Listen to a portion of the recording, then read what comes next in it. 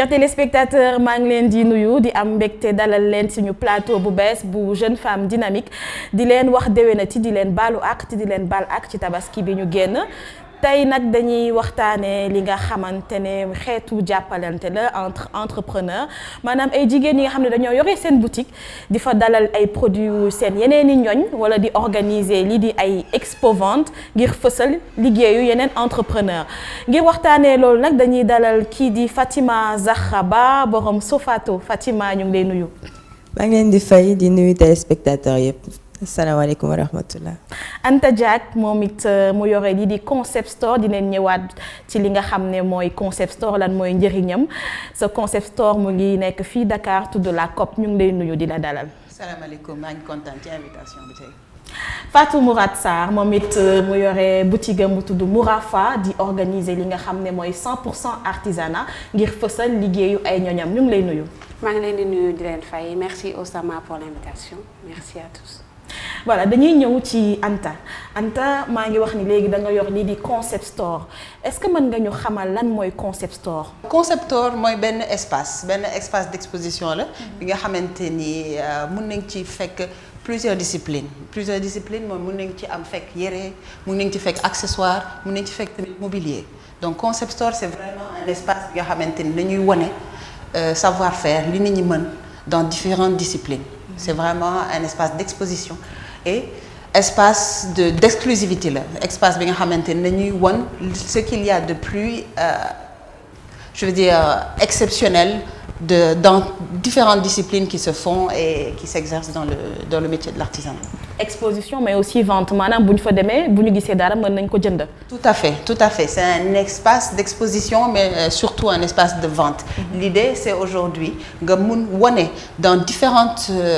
activités c'est-à-dire moo xam yére lay jaay moo xam accessoire lay jaay moo xam mobilier lay jaay pour ñu mun leen joxe benn espace bi nga xamante ne dinañ fa mun commercialiser. parce que ñëpp mun ñu commercialiser seen bopp donc concept store c'est vraiment lieu bi nar a regrouper ñooñu ñëpp pour permettre leen ñu wone seen savoir-faire. D'accord donc point multimarque la. tout à fait maanaam Fatou Mourad Sarr yow da nga yor aussi sa activité sa boutique ngay liggéey ci wàllu mode tuddee ko Mourafa mais gis nañu également da ngay organiser ay expo vente maanaam dajale ay entrepreneurs ngir ñu fësal li ñuy jaay mën nañ xam idée boobu naka la dikkee. alors man voilà j'ai une boutique qui s'appelle Mourafa mais Mourafa dafa am ñaari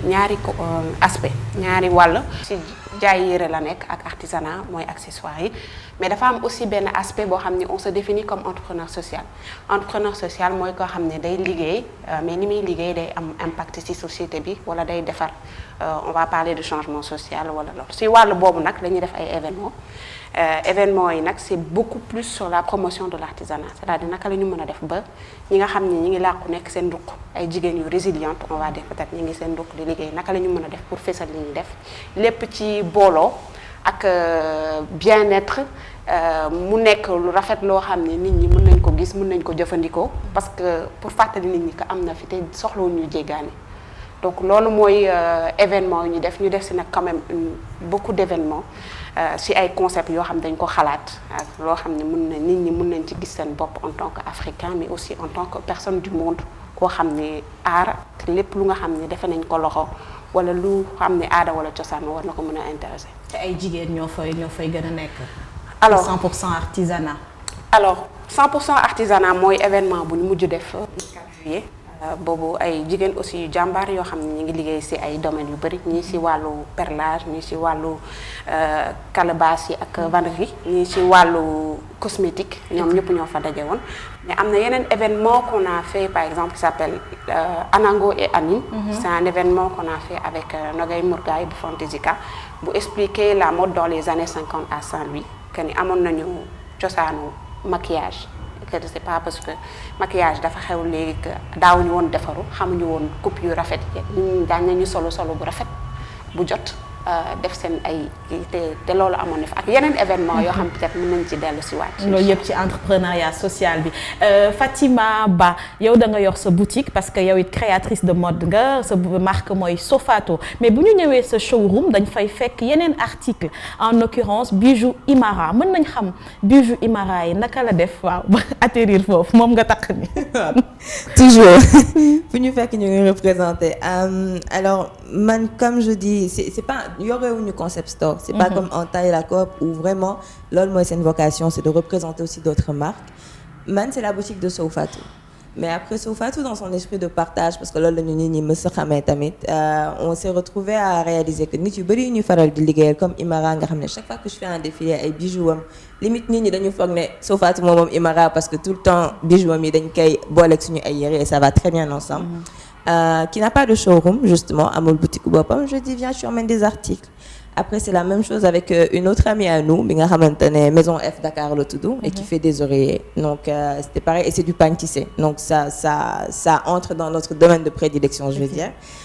qui a commencé à exposer là-bas également Atelier Rabal qui est aussi une amie à moi donc c'est plus vraiment des femmes yoo xamante ne jigéen ñu jàmbaar lañ tamit qui ont commencé il y a pas longtemps et qui ont besoin de cet accompagnement-là parce que malheureusement il faut du temps moi ça m'a pris 8 ans pour ouvrir une boutique et je sais que c'est pas donné à tout le monde c'est pas évident et loolu la ñuy moo tax ñu invité leen pour que ñu ñëw di liggéey ak ñun et c'est des mêmes personnes avec lesquelles on travaille bu ñuy def défilé parce qu'on a un défilé annuel qui s'appelle le défilé de Sofato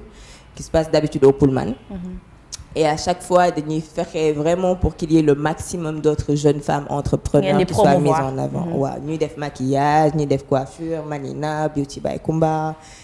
les sacs de Atelier Rabat les sacs de Nene Yaya donc on fait vraiment ce qu'on peut pour mën a fësalaale liggéeyu yeneen jigéen yoo xamante ne ñu ngi yëngu dans le domaine de la mode et de la beauté. mu nekk lu am solo wax nga esprit de partage mais aussi promouvoir sa yeneen moroom yi nga xam ne dañuy def lépp dara tëbul rek sotti balaa ngay am boutique ñëpp xam nañ nu mu demee entrepreneuriat fii ci Sénégal dinañ ñëwaat lool ci am na solo Anta tey jii bu ñu demee la COP ñaata marque lañ fa mën a fekk.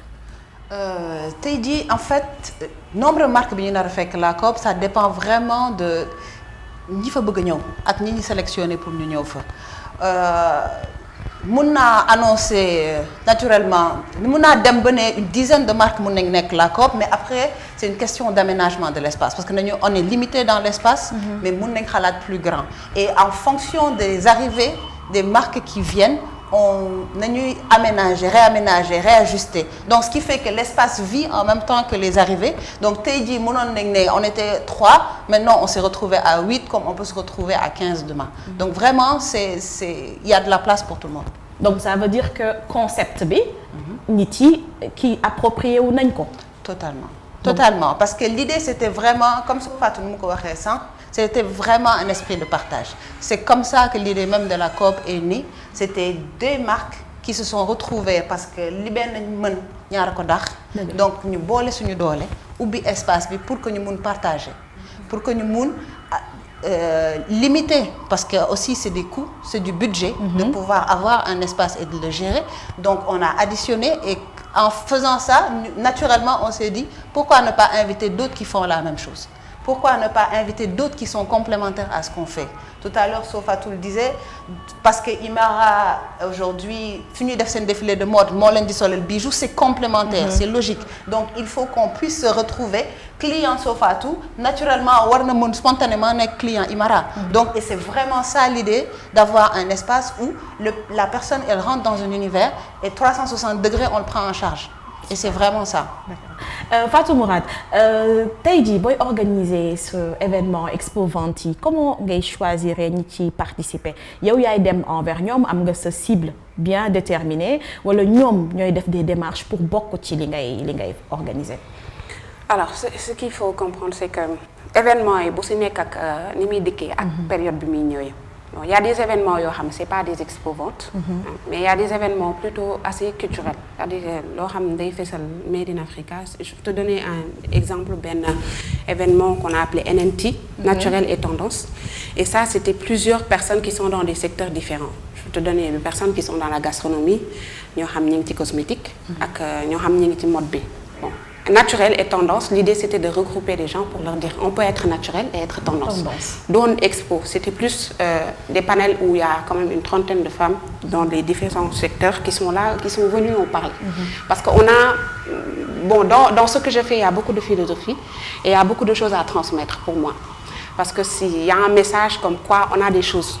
en Afrique, on a des choses en nous et il faut d'abord le faire aimer.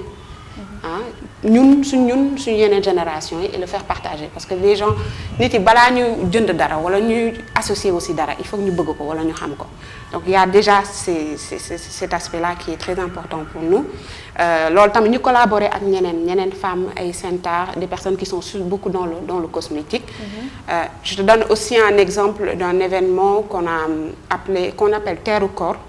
boo xam toujours avant weeru koor lañ koy def. Et c'est genre du appel à candidature parce que dañu am benn volet comme quoi nit dañu respecter nit ci li muy def. ñëpp tolloowuñu peut-être fi ñi ni ñi ci niveau mais ku ci nekk am nga possibilité am nga chance pour wax li ngay def. D'accord donc c'est des femmes un peu comme moi d'autres que je connais des personnes yoo xam ni ils sont dans aussi d'autres réseaux que ñi ma nekkal et c'est ces personnes-là souvent boo leen waxee événement bi ñoom ñooy ne ça m'intéresse et après toi tu fais un critère en leur disant concept bi lii la pour ñu mën ko xam ba pare ne leen nii ak nii lay demee parce que c'est important que nit ñi approprier wu li ngay def et après bon ça se prépare aussi parce que da nga leen di wax canevas bi nii la bu ngay ñëwee nii lañ koy defee c'est important nit ki am benn ligne de conduite wala tableau de bord pour xam ne événement bi nii nga koy defee. Et en fonction événement yi lieu yi ngeen koy defee da ngeen day varier wala à chaque fois ci même endroit bi ngeen koy organiser. Alors moi je suis très fidèle et bon y a eu quand même 2 événements yoo xam ne benn bi def nañ ko Make Sense mais yu si bëri sama espace la. Parce toujours que, à Dakar. À Dakar chez moi en fait là où j'habite c'est là où j'ai l'espace et souvent on l'aménage façon. Par rapport ak événement bi et bon pour moi c'est aussi important parce que nit yi dañuy xam fan nga nekk et dinañ ñëw fréquenter fi nga nekk et voilà peut-être on va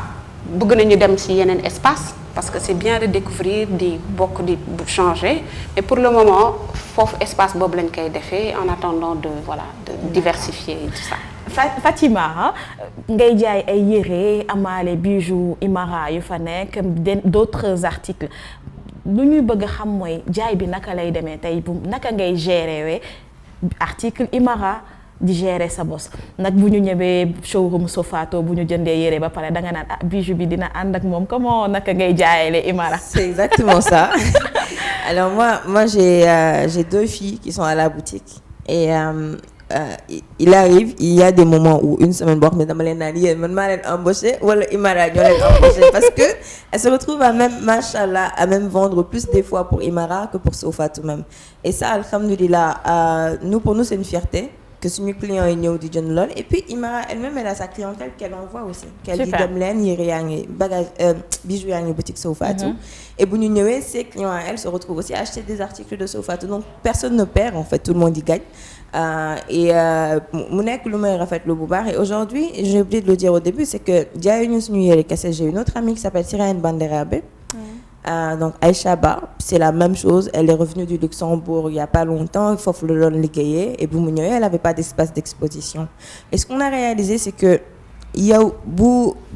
dalalee ñooñu sa biir showroom seen clientèle à force dañuy commencer di bëgg yow li ngay def.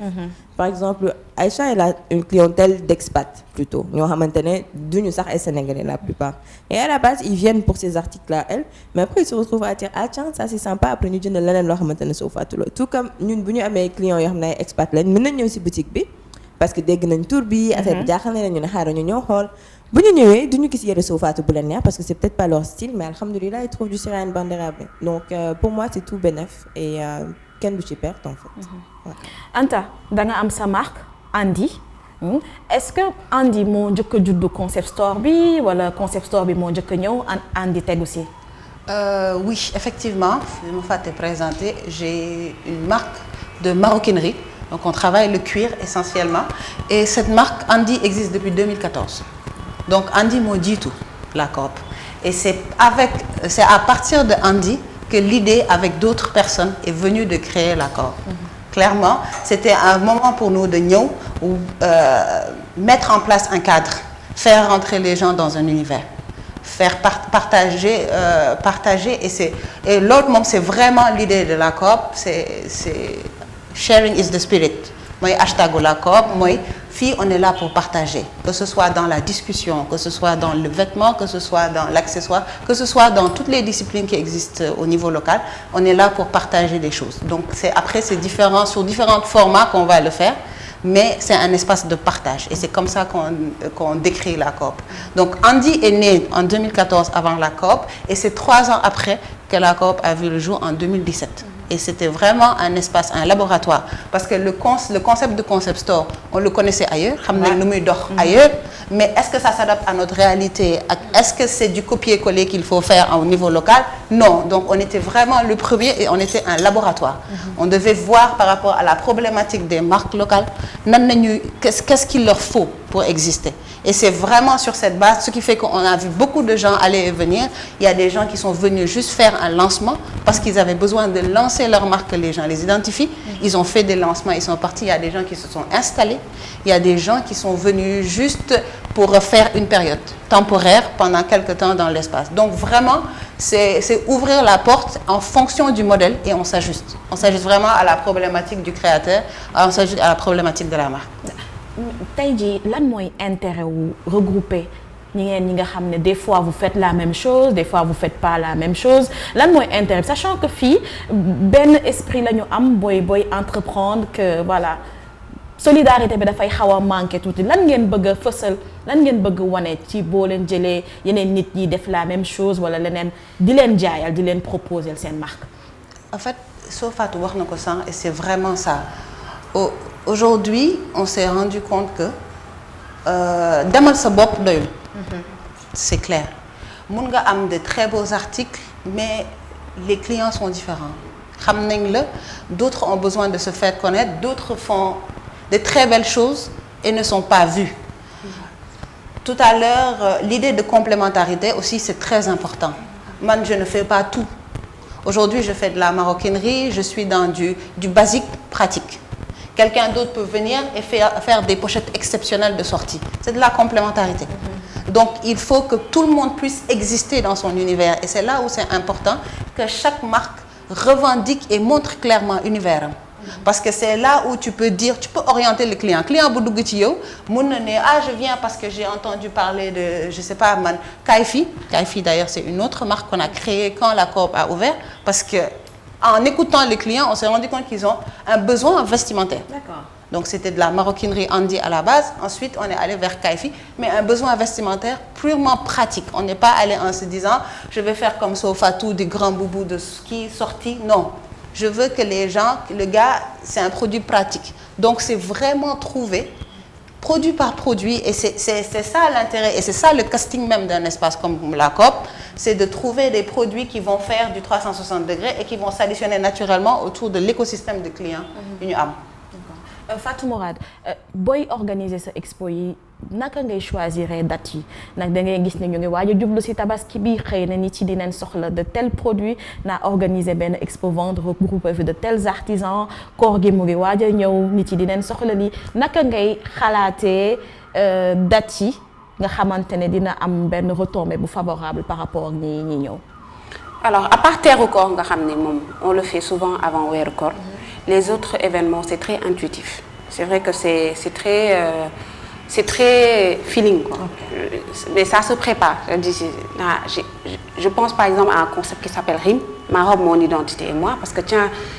pendant une période, je regarde les jeunes filles qui ont entre 18 ans et 30 ans. 30 ans, je ne sais plus si on est jeune fille. 45 ans, on est 45. Et après, je dis, mais est-ce que les sol, est-ce que ça leur parle et tout ça? Est-ce que quel aperçu elles ont de l'habillement? Et on crée un concept qui s'appelle comme ça, ma robe, mon identité et moi. On aime bien jouer avec les mots. Et après, on va faire des questionnaires, on descend dans la rue. Est-ce que quand tu regardes ta garde-robe, est-ce que tu te vois, toi, tu vois que tu es une femme africaine? Qu'est-ce que ça te dit, tu vois? C'est très contextuel, tu vois, et ça pour moi c'est une de nos richesses qu'on a, cette spontanéité là d'être une femme tel qu'on est quoi. Et c'est ça, il faut le respecter. Il y a beaucoup d'inspiration qu'on a et ça il faut le coucher. Il faut pas attendre demain, il faut pas attendre dans un an. Et c'est pour ça que ces événements-là, quand ça vient, il y a des dates comme ça qui viennent, je dis à 22 février. Bon, c'est peut-être la fin du mois, mais ça me parle et là j'organise quelque chose et avant j'en parle dans les réseaux, j'essaie de teaser pour voir qui ça peut intéresser et tout ça. Mais donc à part Terre au Corps, les autres événements c'est très voilà. Fatima, est-ce qu'il vous arrive de faire des collections communes yak Imara maanaam tey on a vu récemment da nga génne benn collection bu tudd Kabir est-ce que da ngay woo Imara ne ko Kabir est-ce que doo def xeetu bijoux yi ñu def ay assortiment est-ce que loolu ça arrive? Alors, on en a déjà waxtaan nañ ci ba pare par rapport à ça. Et généralement ce qu'on fait c'est que dama koy wax ne que lii laa war a def par exemple photoshoot bi. C'est ça les vêtements. Ou le défilé bi, les collections par exemple. Là, on travaille sur un truc pour marier. Donc, ça va sortir pour l'année prochaine, Inch'Allah. Et bu ma ko waxee moom mooy ñëw tànn yan pièces. mooy mën a ànd ak yére yi. Elle me dit wan ma c'est quoi l'esprit de la collection, c'est quoi les couleurs, etc., etc. Elle choisit les pièces et elle est pas obligée mais day ñëw ci photoshoot bi. Ok. bu Jalika parce que généralement c'est elle notre égérie lu mu simi lu mu solaat ma ne ko bii moo gën a ànd bii moo gën a ànd lu mu chef fàtte nañ bii xaaral ma dem jëli ko donc c'est vraiment dañuy impliquer seen bopp elles sont deux dañuy impliquer seen bopp bu baax ci li ñuy def par contre on a déjà fait des collections en collaboration avec d'autres designers et je pense que on a été parmi les premiers à faire ce genre de choses ici. C'est lors de nos défilés. Donc lu ñu def mooy ne on a fait 3 collaborations et c'est quelque chose qu'on devait faire aussi cette année et chaque année depuis l'année dernière. C'est que dañuy def collaboration carrément man ak beneen designer dañuy toog et on design une collection. Donc on a fait ça avec Parfait et Kuba, c'était une collection pour mariés femmes. On a fait ça avec Alia Barre pour ay yére góor. On a fait ça avec Sisters of Africa pour ay yére tàngaay. Parce que nous comme le disait Anta tout à l'heure, on est plus dans ay yére sañse. Donc loo xamante ne pour tabaski la pour korité pour dem mariage et cetera on n'est pas très yére yu oyof wala yére toogukaay kër et par contre Sisters of Africa daf ko mën donc moom loolu mooy affaire am moom elle fait partie c'est littéralement la première bu dekkalaat bu indiwaat cuub Hélène waaw Hélène et coton bu ñu defaree fii lay liggéey donc coton boo xam ne Kaolack lañ koy defaree benn usine Kaolack moo koy produire mu solaloon ba solal Beyoncé exactement gis nga kon xam nga ni ñu dañuy def sénégalaise la artiste sénégalaise bu solal Beyoncé exactement et récemment yaa ngi gis Adama Paris solal na Beyoncé ba mu sol Beyoncé solal na Beyoncé gis nga donc alhamdulilah li ñuy def nit ñaa ngi koy jox valeur et bu ñu jàppalantewee rek dafay dem aujourd'hui ku mel ni justement styliste bi solal Beyoncé tudd Zerina moom moo ñëw di xool designer africain yi ku ci nekk mu ñëw ne damay jël lii ci kii jël lii ci kii boo xoolee littéralement toute la dernière production de Beyoncé ay artistes africains lañu et mieux et Tongoro aussi avec Sarah Diouf Tongoro plusieurs fois et mieux encore si surtout Beyoncé léegi boo demee da nga fay fekk ñooñu fekk fi ñu mel ne ay Allure by Ali plein de marques yoo xam ne fii la ñu nekk donc nit yi bëgg nañ ñu jàppale mais bu leen nit ci jàppale tamit dañ leen di fekk ngeen di jàppalante seen biir c'est important parce que sans ça bu ñu fekkul benn unité bi aujourd'hui bu ñu ñëwul fekk benn association bu tege boo xamante ne designer yëpp a ngi fa tey jii Zerina bu ñëwoon fekk lu demee noonu ñëw laaj leen ne leen on a besoin de tel et tel article xam nga association boobu dina ko mën a génne designer yu dul jeex ne ko jëlee lii ci kii lii ci kii lii ci kii mais malheureusement étant donné qu'il n'y a pas ça il faut que mu xam la dëggantaan ñëw cible benn fii benn fële alors que ñu ñeneen ñu bëri mënoon nañ ci profiter. Je pense que atelier 221 ci lancé boobu la ñu nekk également pour jéem a organiser wu nit ñi ci benn cadre exactement il y a quelques lenteurs mais je pense que loolu mooy mbébét. D'accord donc yow bu ñu jëlee sa cas Imara sa connaissance la da ngeen xamante ni yoroo concept store mais yow Anta yow yaa yore concept store comment on fait pour avoir un rayon à la COP? Aujourd'hui ce qui se passe naturellement c'est que nit ñi ñu démarché marques yi ñuy démarché donc ils peuvent nous contacter ci différentes plateformes yu ñu nekk donc par téléphone mail et Facebook Instagram. Maintenant suñu démarché ba pare en général nañu am entretien ak ñoom donc quand on ne connaît pas la marque nañu jël temps ou découvrir la marque connaître la marque et comme ni ma ko doon expliquer sànq un concept store c'est un élément important que ñu bu ñu fàtte ci essence du concept store c'est de l'exclusivité concept store il doit montrer quelque chose d'exceptionnel maanaam li fay ne du foo dem fekk ka fa exactement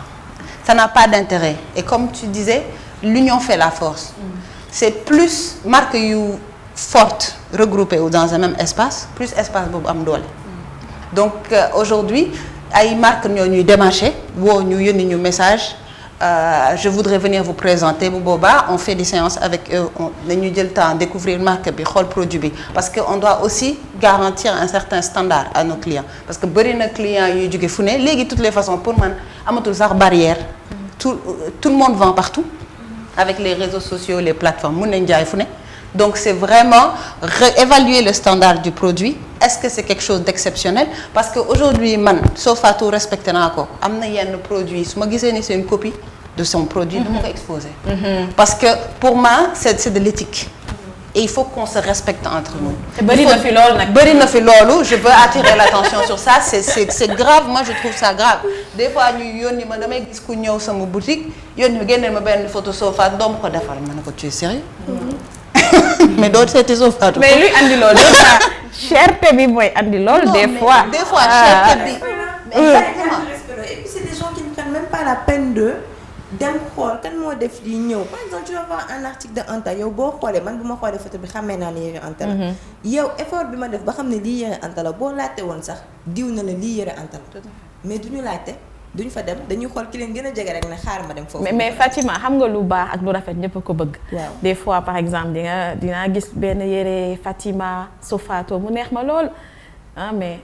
xam naa ne su ma demee moom dina ma wax loo xamante ne. loolu nga foog rek. cher est-ce que cherul ma ne su ma xaaral ma jënd tissu bi dem si sama tailleur bi. nekk si bopp koñ bi dina ma ko defal en moindre coût. wala c'est accessible affaire yi du exclusivité est-ce que amoo leen benn classe sociale bi nga xam ne ñooy solu ci yéen. non man non tu sais li ngay wax nii dafa intéressant parce que dama ko dundaat je comprends pas nit ñi sax duñu jéem a sax ñëw jël temps wu ñëw découvrir li ngay def avant de classer le fenn nañu ñëw rek ne Anta non kii li muy sol non dafa cher pourtant des fois nga ñëw fekk fa ay prix nga ne ma lii rek ma ne la ben oui parce que si c'est rien on est aussi nañu jaay donc on doit répondre à ce que veulent les clients on peut pas venir avec du premium suñu client su nekkee seen pouvoir d'achat du lii mais on répond à personne loolu moom donc nañuy def produit boo xamante ni day méngoog réalité marché bi et c'est ça le travail qu'on doit faire tous les jours. daw seeti benn nag cher impression la rek. non c'est pas impression là il arrive tu sais on essaie d'avoir des choses yoo xamante ne ça répond à différentes poches justement tey jii la plupart du temps client buy doog a ñëw ci Sofatou bu ñu la waxee suñu prix dëgg na kon lii lay jar on pensait que c'était plus cher pourquoi parce que yaa ngi gis Biram Dial di ko sol yaa ngi gis Jalika di ko sol tu te dis non kii ay star lay solal donc man aw ma njëgam c'est pas ça laajte leen boo laajte nag bu fekkente ne mënuloo ñu wan la li nga xamante ne yelloo nag parce qu'on essaie vraiment de faire des choses on a sorti une gamme basique. pour ñoo xamante ne rek lay xaar. déglul nee na solde amul problème solde yaa ngi ñëw. te Sofatou ni muy wax nii c'est important mooy que ni tey jii bul néewal peut-être liggéeyu nit ki mu def dafa am valeur et que xëy na boo takkoon sa biir tuuti rek nga ne yére bii de bëgg naa ko mais peut-être dans un mois pas léegi ni mais dans un mois nga am loo ko jëndee donc il faut que nit yi tamit di nekk ni ngay jëndee dem peut-être sa bazin dem def si sa ay kii nga respecter création nit ki et que tamit nga jox ko nit jëg bi mu voilà que tamit Fatima damay des ci yow ñi nga xamante ne ñoom ngay regrouper des fois ci événement yu mel noonu da ngay def entrepreneuriat social donc di nga am benn nopp boo leen taalal di leen déglu yan xeetu jafe-jafe la ñuy rencontrer. alors pour fësal seen ay création. voilà en fait man dama mës a bëgg tout ce qui est changement social on va dire et dama sopp tuuti ci yeneen ay association yoo xam ne maa ngi ci yëngu et mbébét bi yëpp benn la en fait c'est-à-dire que tey jii bu fekkee da ngay def entrepreneuriat tu as besoin d'un marché peut-être foo xam mën nga fésal li ngay def soit ñu xam la wala ñu jënd li ngay def li ngay jaay wala rek nga am ku la dooleel lu la dooleel en fait parfois aussi c'est économique mais c'est aussi naka ngay organiser sa liggéey en gros donc lu si gën a bëri ay kii la ñuy dañuy soxla doolante ku si nekk comme Anta ni muy defee laa ko nga xam am na espace c'est bien précis boo xam da ngay toog nga indi fa sa bagage jaay am na keneen koo xam mi ngi si ruqam peut-être di liggéey bu yam mais bëgg na keneen koo xam bi dina ko jox xalaat. partage d'expérience benn ci jiitu. voilà et partage de réseau. c'est-à-dire que tey jii man damay damay def par exemple ay article artisanat par exemple yoo xam ne wax laay utiliser wala pagne tissé forcément dinaa soxla koo xam ne day jaay pagne tissé loolu réseau boobu noonu tey bu ma xamee ni diw mi ngi jaay pagne tissé damay dem mu nekk sama benn client may jënd si moom keneen keneen nekk keneen donc loolu dañuy soxla tamit ay nit yoo xam ne dañuy jëndante seen biir ak ay réseau ak surtout voilà pour se renforcer en fait loolu daal la ñuy soxla en termes de clientèle marché et en termes de compétences pour lu leen boole ak ay nit parce que alal léegi dootul xaalis boo yore mais peut-être plus les connaissances xam naa soo faatu xam naa Anta boo defee lii xëy na boo ko laajee mën na la gindi si lii donc loolu yëpp nit yi dañ koy soxla donc moo tax ñu si bëri j'ai compris que toog sa ruq naan man de maa ngi def lii amul njëriñ il faut ngay ubbeeku si ñeneen ñi. wala des fois ngeen di defandoo la même chose matière première bi benn la peut-être après finition bi mooy différence mën ngeen constituer wu dem jënd ko en gros ça va vous revenir moins cher mais pour loolu il faut ngeen xamante. voilà il faut ngeen xamante il faut tamit nga xam par exemple c'est yow li nga ko bëggee ak ni nga koy defee xëy na am na kenn xam jiitu na la si mën na si am lu mu la si wax. loo xam ne yow après tu mets ta propre signature nga def li ngay def donc day laaj toujours yow nga rapproché wu si ñeneen. mais Fatou est-ce que xam nga ni ngay def nii am na ñeneen ñu nekk ci biir réew mi. ci waxuma Dakar mais ci biir réew mi boo demee ay ngaay parce que yow produit artisanat yi ngay artisanaux yi pardon moom ngay fësal am na ay femmes yu jàmbaar yi ràbb ay yére di def ay broderie à la main est-ce que ñooñu yaa ngi leen di sóor des fois pour di leen fësal si sa expo-vente yi. en fait le seul élément bu nga xam ne fi mu nekk nii mën naa ci liggéey c'est peut-être des personnes qui sont très proches de mes réseaux ak ñi ma xam mais aujourd'hui ñiy liggéey ci wàllu artisanat c'est des milliers de personnes on va dire te waaw bëri nañu torop xëy na mënuloo laala nu la ñëpp c'est à ton niveau et à une échelle ngay mën a liggéey après au fur et à mesure tu te donnes le temps de progresser mais dafa am benn affaire bu am importance mooy que ni maanaam boo boolee ay nit ñoo xam ne ñëw nañu bokk ci benn événement wala ñu nañ ci gis seen bopp tu vois c'est pour moi c'est très important et puis que ñoom tamit mu nekk benn forme de générosité boo xam man par exemple comme sama réseau tamit dañ ciy profité man tamit ma profité seen ay réseau day nekk forcément ay link ak ay échange. ku nekk gis ci sa bopp. voilà c'est ça. D'accord so Fatou est-ce que on peut s'attendre à ce que ñeneen ñu bokkul ak Imara agrandissement so Fatou nekk showroom parce que doo concept store mais. est-ce que yaa ngi xalaat loolu. on y pense mais pour loolu il faudrait que ñu am espace bu gën a mag. parce que malheureusement man sama boutique sama biir kër laa ko tabax. donc c'est pas très grand. donc aujourd'hui bu ñu bëggee ba non seulement c'est pas très grand mais c'est pas très exposé c'est benn koñ la nekk. donc c'est vraiment les clients Sow Fatou yu xam Sow Fatou wala bëgg xam fan la Sow Fatou nekk ñooy def effort ñëw ba foofu. et ça c'était vraiment loo xamante ne ñun ñoo ko tànn. parce que bu ñu nekk le genre de boutique bi nga xamante ne ci mbedd bi la ñu nekk courant mu ñëw ne xaaral ma dugg xool ñii dañuy def. on veut vraiment que ku ñëw c'est parce que xam nga suñuy valeur xam nga ñun lan la ñuy prôner l'effort de venir. exactement nga def effort ñëw ne xaaral ma dem xool ñi fan la ñu nekk. et aujourd'hui mooy li ma doon wax sànq ku mu jaral rek ak ku xam li ngay jaay parce que ñun li ñuy def aujourd'hui ku bëggul made in Sénégal dëggantaan doo jënd Sow Fatou. ku ko gëmul nga gëm artisanat local nga gëm pagne tissé nga gëm valeur u pagne tissé ci suñu culture loo xamante ne ci événement yu mag yi rek lañ koy utiliser doo jënd Sow Fatou parce que ñun loolu la ñuy jaay et c'est ce qu'on essaie de prôner. et aujourd'hui li may wax souvent on essaie de faire plus que de la mode avec des vêtements. c'est avec Sow Fatou qu'on a lancé Doy Na nga xamante ne c'était une campagne contre les violences faites aux femmes. Exactement. C'est avec Sow Fatou qu'on essaie aujourd'hui de travailler avec l'Empire des enfants. C'est avec Sow Fatou qu'on essaie de faire plusieurs autres choses. C'est à cause de Sow Fatou par exemple que l'UNHCR et tous ceux qui luttent contre tout ce qui est personnes déplacées etc. ñëw nañu dañ leen bëgg def ambassadeur parce que temps et temps. Donc aujourd'hui c'est plus que juste jaay ay yére c'est des valeurs. c'est des valeurs moom la ñuy jéem a adhérer loo nit yi bu ñuy jaay yére dañuy raconter histoire bi nekk derrière yére bi on parle de l'artisan qui l'a fait on parle de culture bi mu inspiré woon on parle des rois et reines d'Afrique on parle de beaucoup de choses. et même des fois da ngay intervenir internautes yi. tout le temps ñu joxe ay seen ay imagination créativité. on a créé une collection avec justement c'est ce qu'on doit poster prochainement. c'est qu'on a vraiment créé toute une collection avec nos followers. boo xamante ne dañu ñëw moi je me suis levée un beau jour j'avais des tissus que j'ai achetés yoo xam ne c'est pas vraiment Sow Fatou parce que ay plissé la. donc je les ai achetés parce que c'était joli je savais pas quoi en faire j'ai dit tiens je vais demander aux followers. et après affaire bi ma mujj ko structuré ne bon attends je vais leur montrer ñun la mooy suñu processus de création et ma xool ñoom bu doon ñoom la nan lañ koy defee. On a partagé ça avec eux, on a eu mais tellement de réponses, il y avait minimum 500 personnes qui répondaient à toutes les questions. Et après, on a fait un concours. Followers yi yónnee ñu ñoom seen ay croquis. Ñu gis suñu ay ñoom ñoo gën a ay fukki yoon. Non mais tu imagines, pour te dire que les talents sont là, ils ont juste besoin d'être découverts.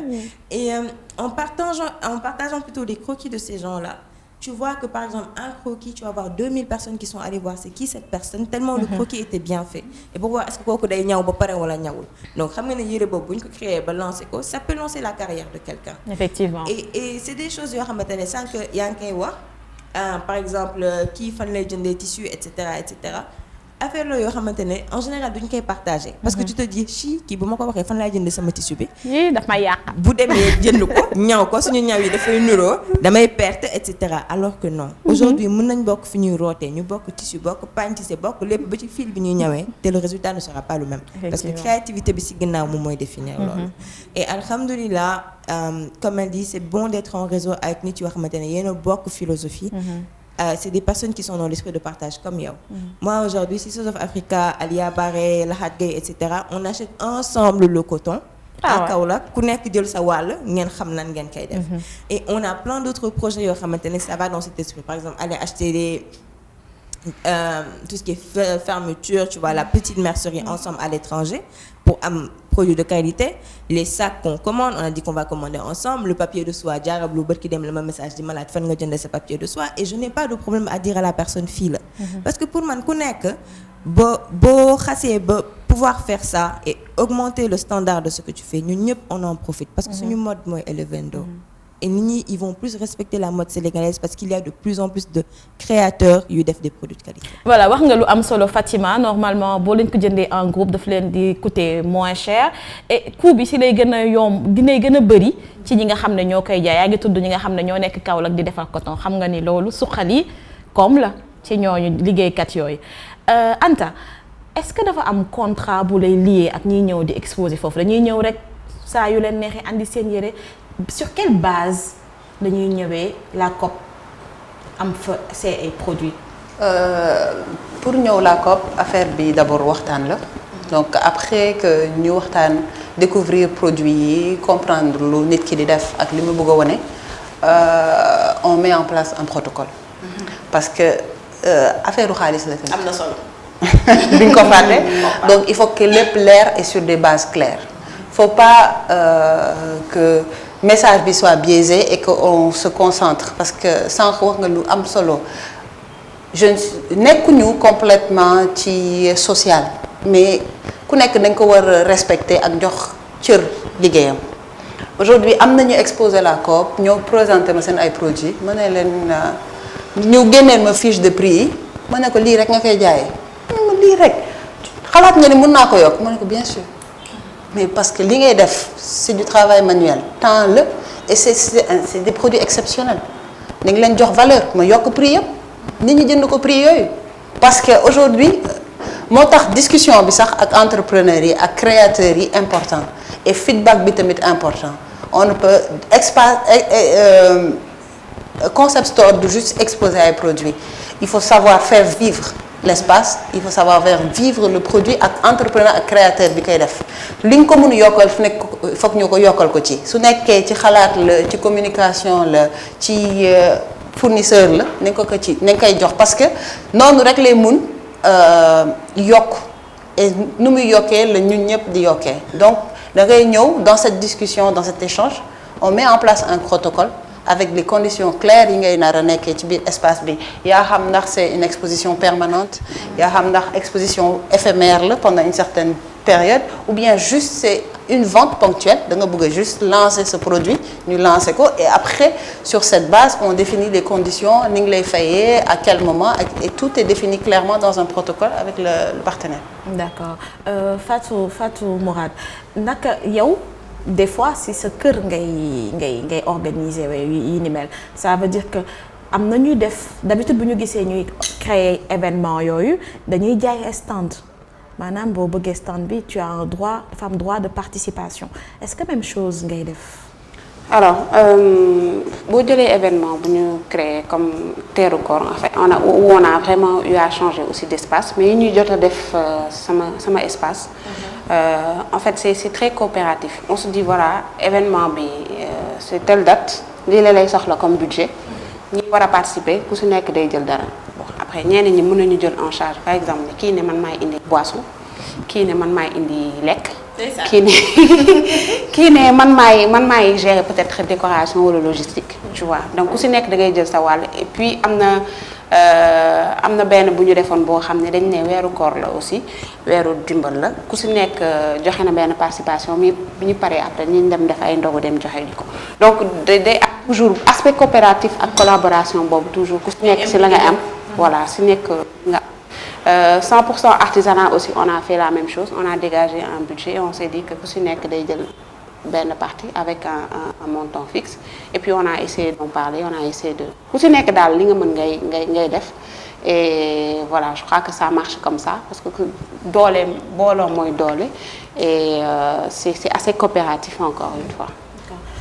Fatima est-ce qu'il arrive cliente ñëw def ay remontées ci par rapport aux produits yi nga xam ne moo nekk ci Sofato que mu nekk sa yos que mu nekk yosu Imara wala ñeneen ñi nga xamante ne am nañ fa ay produits les remontées clients. Ça arrive et ça nous arrive plus souvent avec les clients qui sont à l'étranger. Parce que ñu nekk fii gis nañ produit bi laal nañ ko doog ko sol. Mais par contre clients yi nga xamante ne parce que alhamdulilah on a vraiment une grande clientèle à l'étranger dañuy gis yére bi gis kenn sol ko mais après évidemment boo ko solee ça peut être différent sur toi. Par exemple récemment benn cliente ñëw na nañu tissu bi ñuy utiliser dafa oyof torop du coup cellule tam dafay feeñ ma ne ko y a pas de problème dinañ la yónnee beneen jiital parce que moom c'était juste le jiital. Donc pour man dafa nekk loo xamante ne mënul ñàkk et malheureusement au Sénégal démb rek maa ngi ko doon casse parce que je voyais des gens yu wax seen benn cliente on est content de ne plus vous avoir comme cliente. Moi c'est quelque chose qui m'a choquée parce que moi pour le client n'est pas roi. C'est exactement ça et malheureusement sénégalais dafay jaay bëgg am ego. Boo nekkee quelqu'un parce que c'est un service maanaam nit ki daf la fay pour nga defal ko dara. Man aujourd'hui je ne peux pas concevoir par exemple la femme qui travaille pour moi ma fay ko wax ko dooma baal lalal ma parce que aussi bien sûr il y a la manière de lui parler et qu'elle me dise ah déedéet man moom damaa sonn wala affaire bu demee noonu tu vois si elle est fatiguée et qu'elle me le dit ça c'est quelque chose que tu peux comprendre ça dépend des relations que tu as avec elle mais koo miinul koo xamante ne da nga koy fay pour mu defal la dara tu t'attends à ce que mu defal la li tax yow nga fay ko et malheureusement au Sénégal on n'a pas cette notion du service clientèle. Moi j'ai fait un programme qui s'appelle le Yali je l'ai fait l'année dernière donc c'était aux États-Unis et bu ma demee il y avait une session démb rek maa ngi koy nettali sama prof bi dafa doon wax mujj gi dama doon jooy parce que chaque fois dañuy jël benn business et ñuy disséquer business bi tu vois bu waxee ma ne ko on a des clients difficiles le client sénégalais dafa bëri histoire affaire bi ma ne mu ne ma y a pas de clients difficiles il n'y a que des clients incompris ma ne ko oui mais imagine client bu ñëw wax la lii ak lii ak lii mu ne ma c'est toi qui n'as pas anticipé ses besoins lu ma ko wax mu ne ma c'est toi qui n'as pas fait ça mujj gi sama xol bi jeex ma toog di jooy mu ne ma je sais que je t'ai secoué mais tu as besoin d'entendre ça il faut que nga dégg lii te il faut que nga def sa xel ne que ce business ce n'est rien sans ton client bi moo tax ngay liggéey donc loo mën ci def pour mu kontaan rek da nga ko war a def donc aujourd'hui bien sûr il arrive que benn client ñëw wala kenn ñëw nañu bijou Imara bi y a une perle qui s'est déplacée dama koy récupérer jox ko Fatita ak Tabara elle répare le bijou et on lui rend donc pour man lu ñu mën a def rek pour que client bi kontaan et surtout pour que client bi ñëwaat dañ koy def Sénégalais ñoom satisfaire premier client la ñu xam yaa ngi doog a ñëw lépp la ñuy def pour dalal la booy ñëwaatee dañ naan kii grawul bàyyi ma mujjee ko ñawal parce que miin nañ ko ba pare wala yëpp nañ ko ba pare alors que c'est pas ça tes clients yi nga acquérir ba pare c'est des clients que tu dois fidéliser te différence bi d'habitude foofu lay nekk parce que la plupart da ngeen di def la même chose donc il faut que rek accueil bi quand c'est au rendez-vous à chaque fois ñoom dañuy ñëwaat Anta est-ce qu'il vous arrive de retirer des produits de vos rayons décider ni kii par exemple dootuñu liggéey ak moom parce que lii ak lii tout à fait mooy li ngeen wax léegi satisfaction client bi aussi c'est primordial le service qu'on lui donne c'est mooy business bi donc tu peux pas te soustraire à client bi lu mu wax peu importe que ce soit une critique mu mettiwul da ngay déglu client man arrivé na ma benn client ñëw elle a payé plus ma woo ko ne ko tu as payé plus tu as un bon chez nous de temps yooyu lay wax ni je vais pas te voler ton argent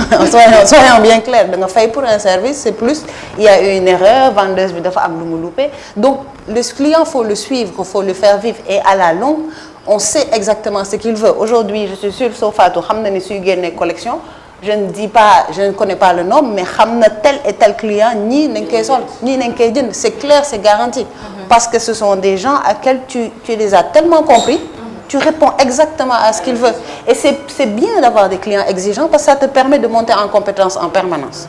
Donc ñun aujourd'hui on l'a fait quand le produit n'était pas adapté parce que on a eu des feedbacks clients, on a eu des marques yi nga xamante ni ça ne s'est pas bien vendu parce que client bi su ñëwee ne oui accessoire bi dafa def nii non kii bi dafa diis non lii neexuma, on te remonte toute l'information, on te dit reprends, révise,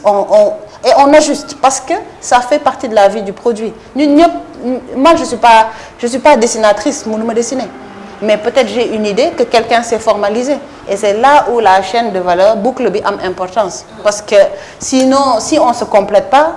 ben, on n'existe pas. Effectivement. Fatou Mourad, yow est-ce que tey jii am na benn jàppale boo xam ne bu ñu leen ko jàppale Fatou Mourad pourra exposer ci espace bi gën a mag avec le maximum de créateurs ñu gën a fësal li nga xamante ne jigéen ñi ndaw ñi moom la ñuy liggéey ci suñu ay matières yi nga xam ne c'est des matières locales c'est ay produits yi nga xam ne fii ci Sénégal lay jógee. Il faut juste se rappeler que en fait que man mii di wax man tam soxla naa lu ma jëluma casquette expert. Bon, je prends juste peut-être ma passion de partager et je partage avec d'autres personnes qui sont comme moi. Mais je sais que tey jii nit ku nekk la nga décidé ne mu ngi koy def. Parce que am na ñoo xam ñi ngi salarié nit ñaa ngi toog ci bureau yi di liggéey mais yow décidé nga ni par exemple yaa ngi jongu ci artisanat yaa ngi yëngu ci art wala yaa ngi jaay tu vois ku ci nekk am nga soxla nga par exemple xaalis. xaalis moom boobu c'est fondamental parce que tey jii boo jaayee benn produit kese doyul il faut nga am jox nit ki une large choix pour que mu mun a xool en fonction de moom li mu bëgg pour mën a retrouver wu. ci affaire artisanat la dafa ba ay rupture produit non rupture bu fekkee ni yarawoo produire assez. forcément nit ko bu ñëwee bu ñaari nit ñetti nit jëndee sa li ngay jaay jeex donc il faut nga am xaalis muy tourner. que nga mën a voilà loolu ñëpp soxla nañ ko. soxla na nit yi tamit soxla nañu si femme par exemple yi may côtoyer ak réseau yi ma nekk yi soxla aussi espace de vente moo tax ma ne la le secteur il est complémentaire. tey jii nga dem amoo espace boo jaay nga dem laa ko teg fa sa produit parce que tu vends aussi des produits exceptionnels tey mën na la dalay wàññil benn liggéey. parce que yow doo fa nekk di jaay ay jënd ak jaay da ngay comment on décentralise. nga dox moom anta gérer la ko. tu vois mu jeex donc day laaj peut-être yow nga xam bu baax yow li nga bëgg parce que ku si nekk ak li ngay liggéey ak li ngay def tu vois aujourd'hui je peux être orientée tey moom damay jaay cash to cash damay ñëw lii nit ki jënd bu neex ko baax na mu jënd dem yoonam mais man dama am perspective que ni par exemple dans 5 ans je veux me projeter aussi en Afrique de l'Ouest je veux aller aux États-Unis je sais pas ku si nekk yow yaay étudier bu baax la nga bëgg a def loolu c'est primordial pour moi et puis lancer aussi ñi nga xam ni koo xam ni mën a dimbale amul ay damaa rus Anta wala damaa rus soo Fatou su fekkee am nga yoon boo bëgg a dem n'hésite pas nit ki lu mu la mën a wax loolu mu la mën a permettre nga progresser li ngay def et puis nga jël sa yoon def nank ba egg fi nga bëgg jëm. D'accord. li nga wax c'est très important business amul censure éthique moo am ak respect donc lu ñu mun loo mun mottali keneen da nga ko war a def te aujourd'hui je suis très contente nekk fii ak yow parce que je découvre des choses qui me font énormément plaisir aujourd'hui montrer li yenn femmes yi di def et que on n'a même pas la chance de savoir que ça existe aujourd'hui qu'on n'ait pas la chance de pouvoir même dire xaaral ma dimbali la pour nga formaliser parce que man loolu dal na ma ko nit ki ñëw nee ma man j'ai ça mon projet c'est ça est-ce que mënoo ma dimbali ma structurer ko. wala ma formaliser ko parce que xamul fu muy commencer. fu muy jaar. ma ne ko man nii ak nii laa def lii ak lii laa def est-ce que soo defee lii peut-être soo boolee ak kii di nga dem. et loolu c'est-à-dire c'est vital nit mooy garabam. c'est-à-dire que ne da ngay dem yow kese tu vas à l'échec c'est comme suba la. comme ni ñu koy waxee ku ñu jàppale moo am ku mën lépp amul. noonu lañ koy waxee si c'est pas exagéré juste wax que ne par exemple moi je suis au niveau d'une association qui s'appelle JIDER. Et moi ça m'a beaucoup aidé parce que comme encore une fois da ngay xam nit yu bari. yoo xam ne ku si nekk na benn domaine boo xam mën na la pousse mën na la lii et le fait d'être réseauté dans ce type de truc là da ngay xam buntu yi xëy na tey jii pare goo mais di nga ne ah tiens su ma soxlaa lii mën naa dem si diw parce que mi ngi def marketing digital su ma defee produit bi mën na ma ko jaayal nii wala nga ne ah tiens kii de moom defe naa mi ngi def lii su ma ko jegee dina mën a dimbali si lii donc le tout savoir yow fi nga bëgg a dem et puis xam peut-être nit yi ngay approcher pour ñu mën la koo gën a yombalal. D'accord. Beneen dernière question bi pour yéen ñëpp est-ce que milieu entrepreneuriat sénégalais bii ñu nekk nii surtout bu jigéen ñi c'est solidaire? Moi, je dirais de plus en plus. De plus en plus. De plus en plus, alhamdoulilah. Et ça se fait parce que justement, de plus en plus de personnes comme nous, ñu ngi wane exemple bi. Donc les gens naturellement ni ci lu ñu gis rek après loolu la ñuy recopier. Aujourd'hui par exemple man bu may jaay samay article damay jënd ay bin yoo xamante ne moom laay may sama ay clientes ñi nga xamante ne góor lañ j'achète des bracelets en perles wala kurus par exemple ma may leen ko. ay buñaa la daal.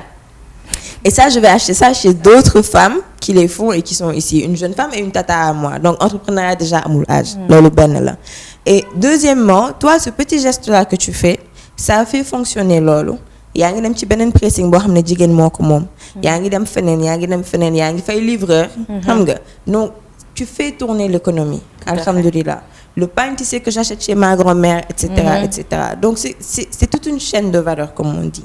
Et aujourd'hui, le fait que man je puisse partager ça avec quelqu'un d'autre ak keneen par exemple ne serait-ce que le fait de sama tata bi jaay bin nii chaque fois que j'achète dama koy poster ci sama page et tous les vendredis on fait un post qui s'appelle Buy Black Friday. Donc on achète du cadeau dañ koy jënd ci benn entrepreneur local. On a une liste actuellement qui dépasse plus de 100 personnes qui sont en attente. Poster que sur une page pour dire on a acheté chez tel, ces produits sont bien. Et sama tata boobu c'est arrivé au point où elle a eu une commande ku jënd njëgu 300 000 francs ay bin tu imagines. Ba pare bien sûr di soxla ñu koy yónnee DHL parce que